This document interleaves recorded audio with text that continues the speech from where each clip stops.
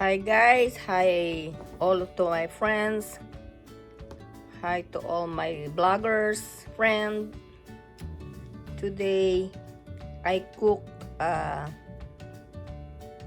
chicken breast with the breadcrumbs.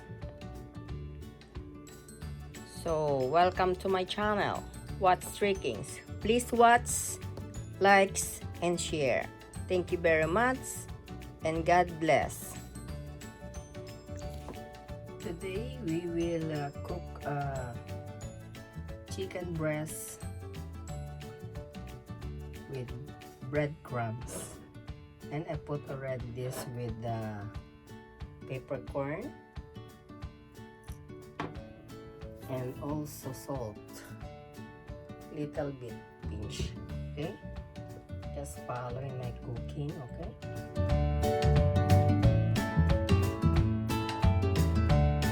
Egg,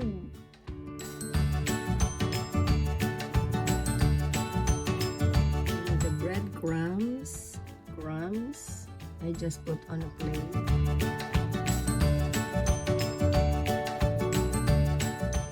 Put oil on the pan, frying pan. Okay, first this chicken we need to dip on the egg. Then dip on the breadcrumbs.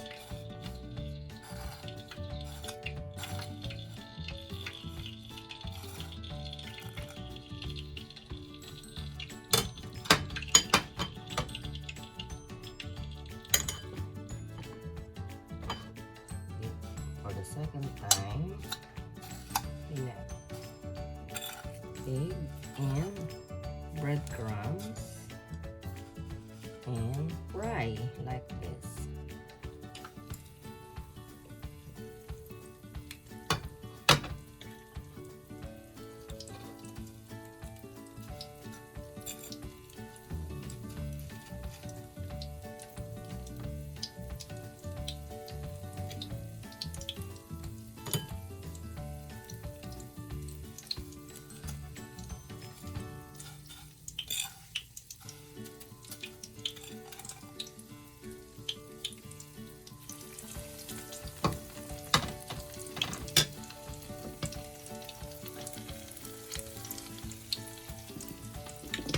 Lower the heat.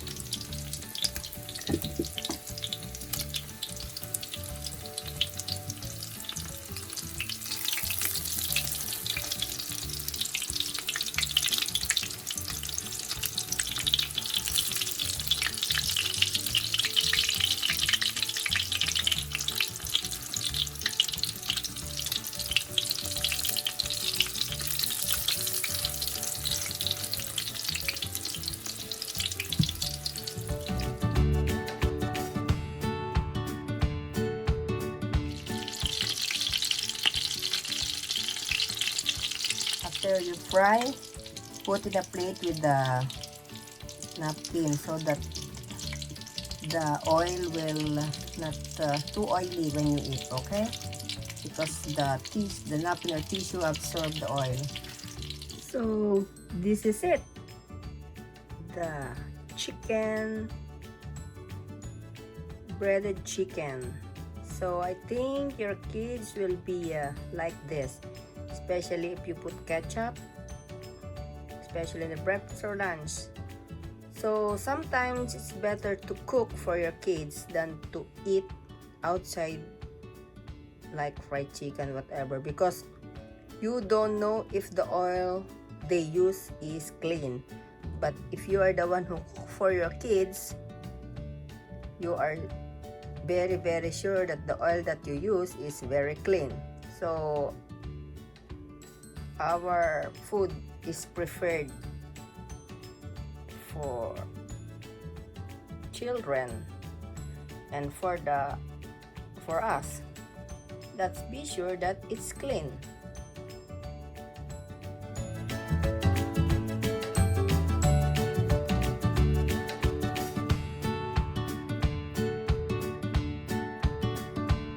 So we try to taste what is the taste of what I cook.